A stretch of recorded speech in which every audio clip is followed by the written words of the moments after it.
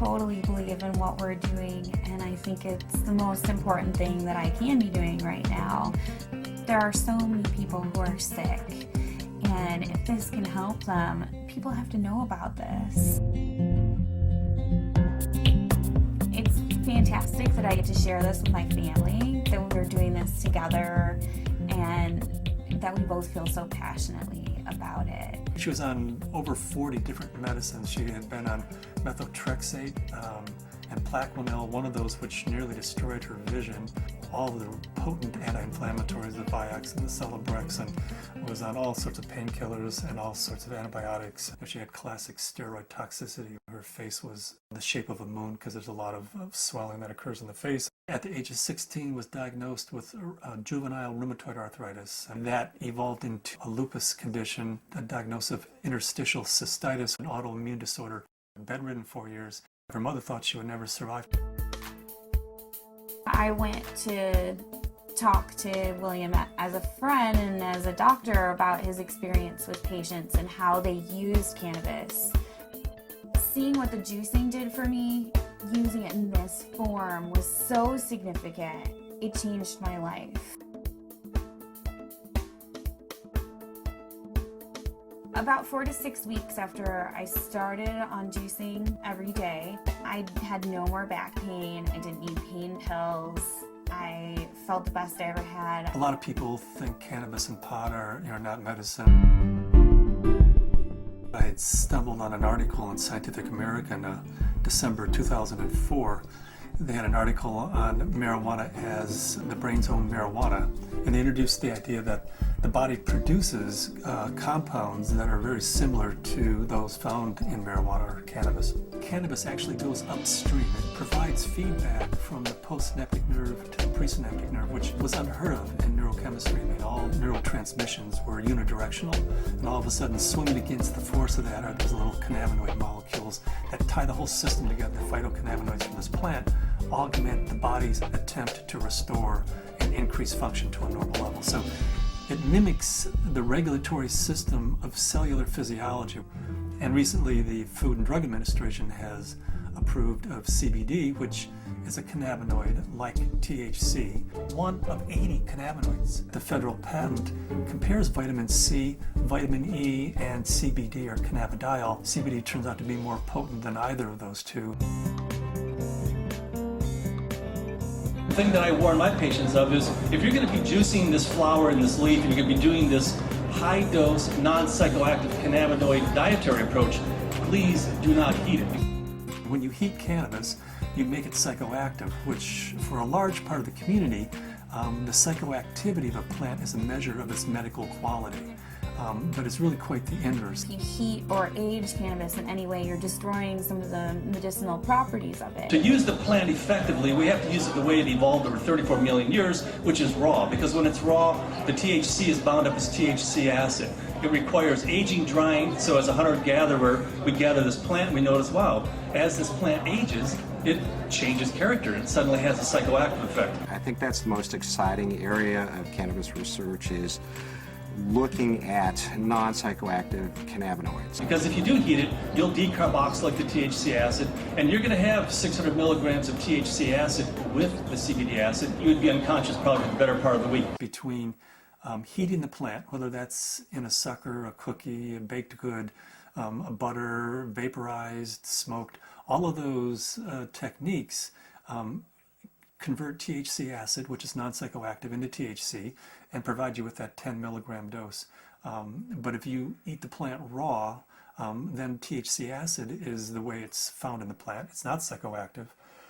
The juicing allows you to get up to the 500 to 600 milligrams, which is 60 times more than you could tolerate if it was heated. This treatment is not psychoactive. People don't have to be stoned when they take it. They can take it and go to work. They can take it and play with their kids.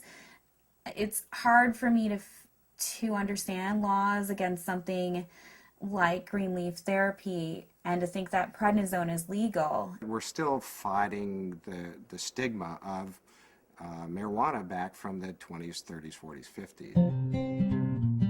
I was a prosecutor for 8 years in Mendocino County, so I know it from both as a defense attorney and as a prosecutor. The 1972 Controlled Substances Act said that marijuana has no medical value whatsoever. The federal government has a patent on its medical properties. The Food and Drug Administration has approved of it as investigative new drug. I have not found the United States to be very open about cannabis research. In order to print an article in a peer-reviewed journal, you have to use cannabis that they have certified for your study.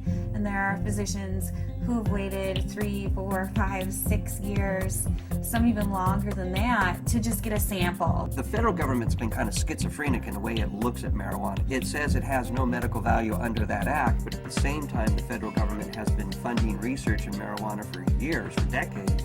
And they've even patented certain strains of marijuana because they recognize it has that medical value. The California Narcotic Officers Association does not believe in medical marijuana. They believe it's all a big scam, and that's how they train law enforcement officers. Law enforcement is allowed to take a percentage of all assets that are forfeited and seized under the state and federal asset forfeiture law. So it takes the really enlightened and compassionate law enforcement officer to recognize that these medical marijuana laws are designed to protect patients.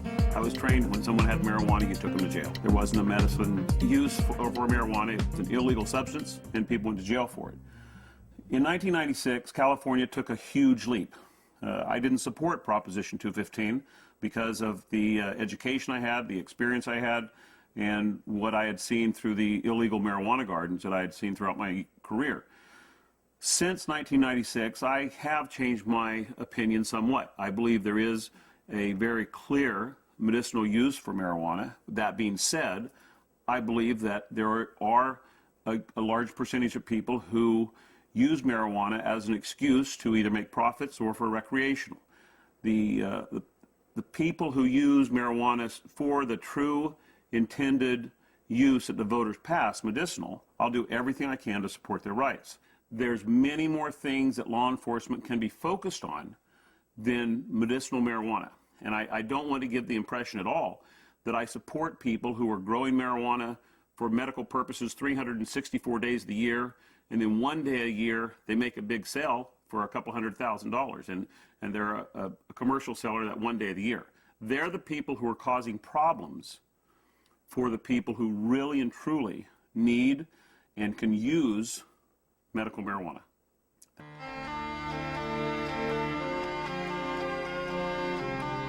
Terrifying, to be told as a parent that your child does have a tumor in her brain.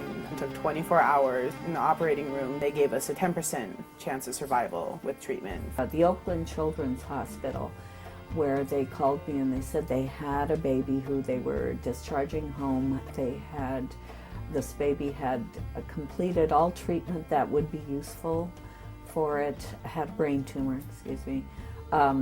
had surgery, had radiation and chemo, and the tumors were still growing and still multiplying.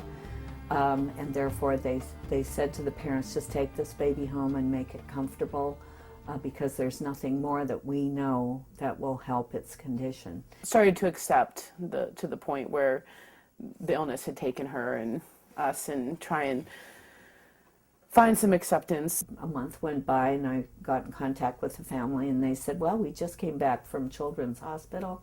They did a CAT scan.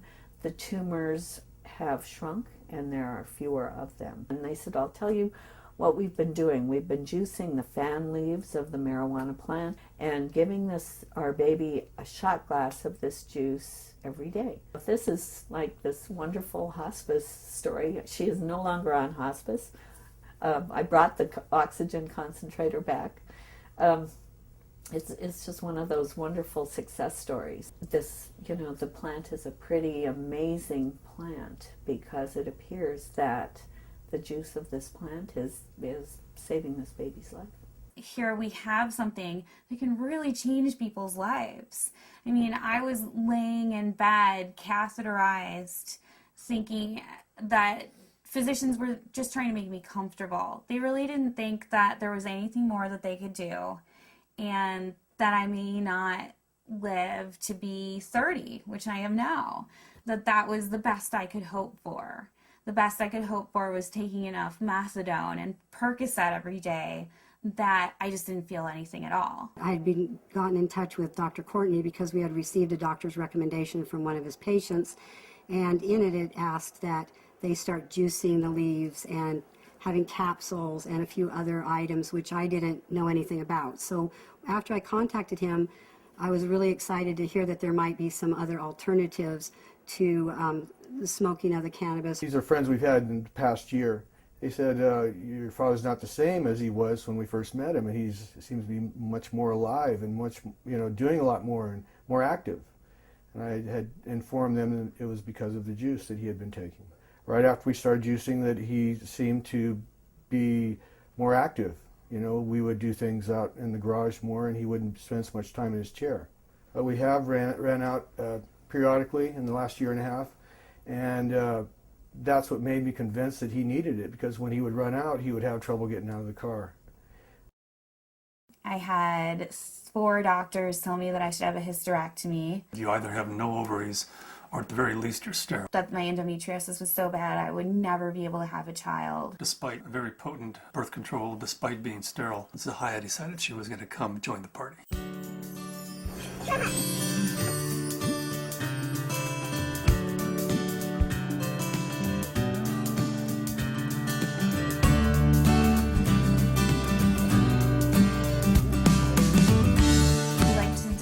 Ourselves by being extremely scientific, and people know that if they're going to come to us, they're going to have to go through a lot of hoops, but they're also going to get the most up-to-date scientific knowledge on this subject, and they're going to see a physician who's an expert in the field of non-psychoactive cannabinoids. And there are plenty of people that want that and are looking for that.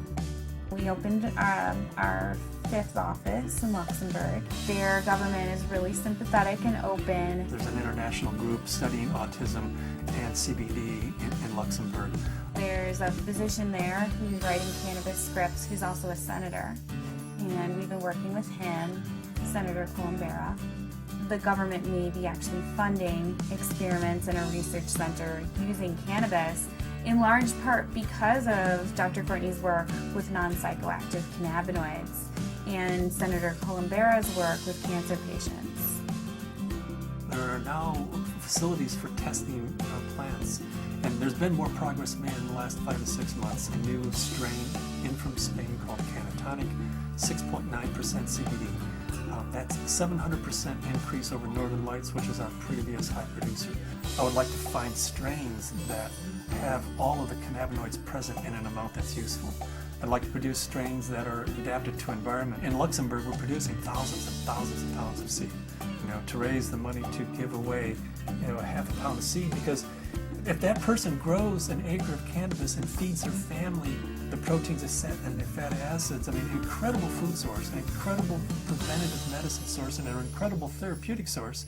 And at the same time, they're sucking 5 times as much CO2 out of the environment as an acre of trees. First, we have to change Convention Treaty Number 1, which was the convention that the UN put out in 1961 that says cannabis as a crime should be, if you have it, if you grow it, if it's in your possession, you should be in prison. That dogma has dominated the world right now. They're asking for input from the World Health Organization, and in the process of writing a letter stating that this is a dietary essential. It's not a criminal thing, because we have to change that treaty before we can go into Central and South America and say, you grow yourself an acre of this plant, feed your family, prevent illnesses. So Cannabis International kind of legalizing the plant globally, giving it back to people as a food source, prevent illness is so much better than waiting until you have diseases. With my own experience and all the patients that I've spoken to, I believe that it's not an isolated incident, that this is the best medication